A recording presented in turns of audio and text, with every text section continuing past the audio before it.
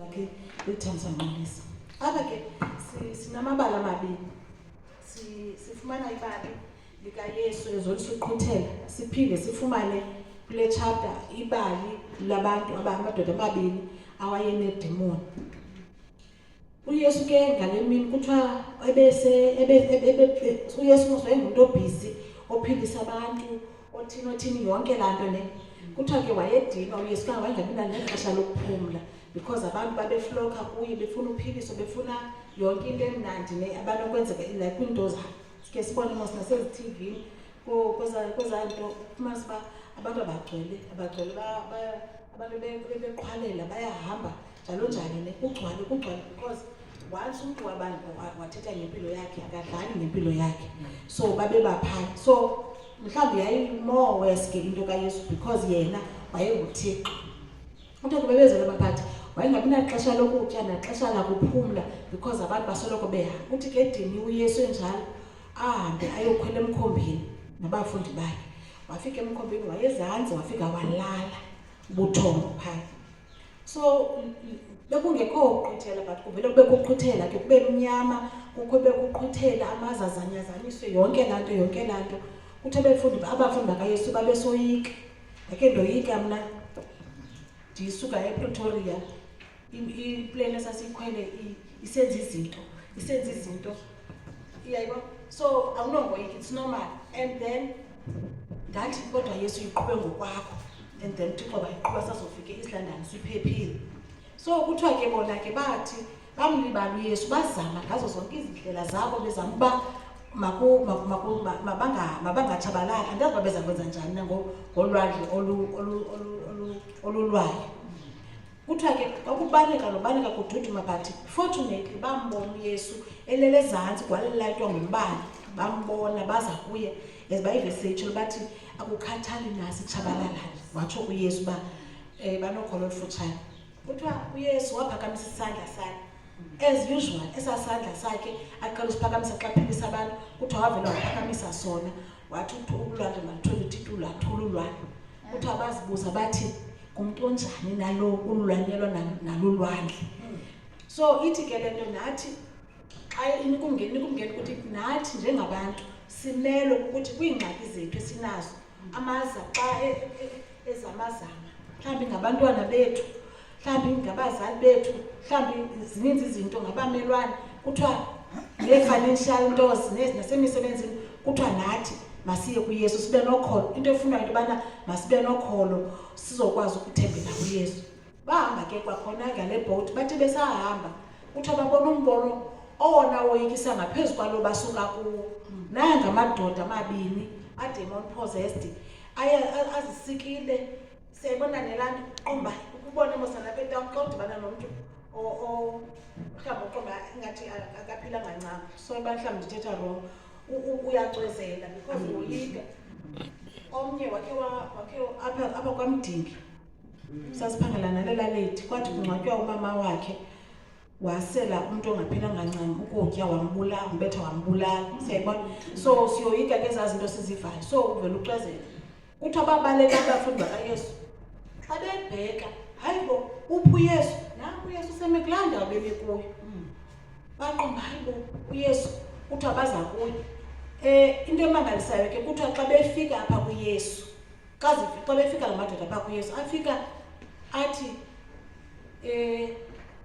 unguYesu bavela bama kwathetha abanye abantu phanga phakathi kubo abangengoYesu bathi siyakucela torho wethu uThixo wena nyana kaThixo siyakwazi uyabona waziwazi idemoni bathi siyakucela torho ungasitshabalalisi sithathe siphose zakho. You know the story.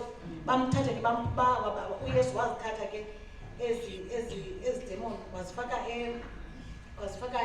ezabweni zabaleka ihagu zabheka elwandle yayotshona elwandle. Kuthiwa aba bantu babe so humble baya kuYesu bafika bahlala ezinyaweni zikaYesu. Abafundi ke bebalekile I'm sure babuya ke xa bebona ngoba hayibo akho nto yenzekileyo apha. Kuthiwa la madoda amangaliswa nawo uba hayibo ndim lo uhlele ecambo Yesu kuthiwa babevuya ngendlela eyodwa ukuba bephindisiwe nguYesu. uYesu into bayifuna kubo bayifuna bahambise ivangeli. Ngamanye amaxesha masikuke kuthiwe uYesu umzekelo wayeke waphikisa umuntu ongaboniyo ne wathi kuye makangayithethi le nto eyenzekileyo kuyo, kodwa kulona uthe makahambe ayoyithetha. So meaning makahambise ivangeli.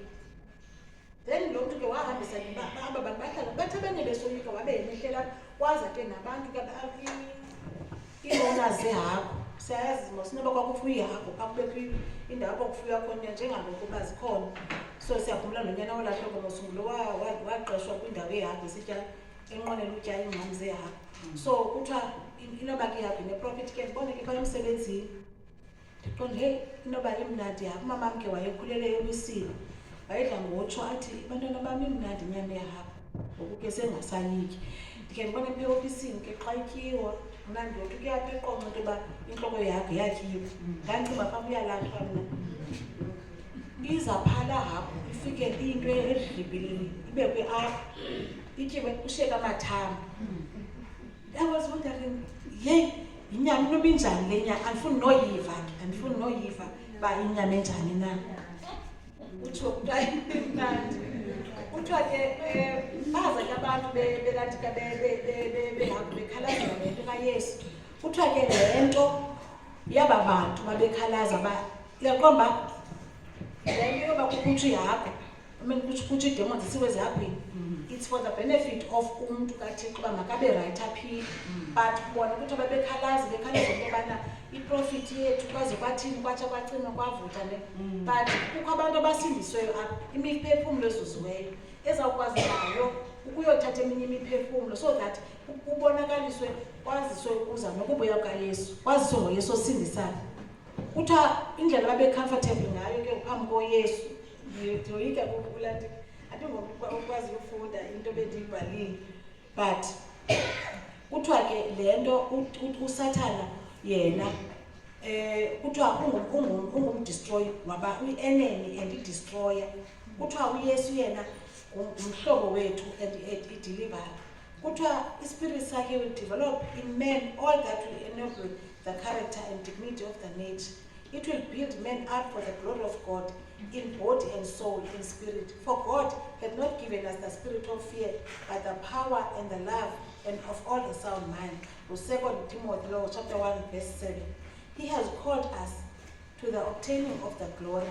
So kuthiwa ke sibiziwe ke nathi ba sihambise indaba ezilungileyo kubantu abatshabalalayo kwihlabathi so that abantu nabo basindiswe. Kuthiwa masingavuyiswa into yobana thina simane sivuka sisize enkonzweni but abanye abantu sibashiye ngasemva, but masenze ngolo hlobo.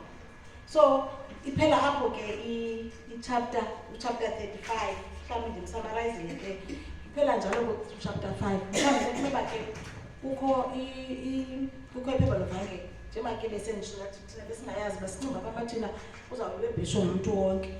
But ke iphepha lovangelo lona it's all about ukuvangelwa kwabantu nokunikela kwethu, that iminikelo yethu masinikele so that ukwazi uzuzwa imiphefumlo, ukwazi ukuza kuYesu nawo ukuze xa uYesu ebuye sibe baninzi abazamkhawulela uYesu.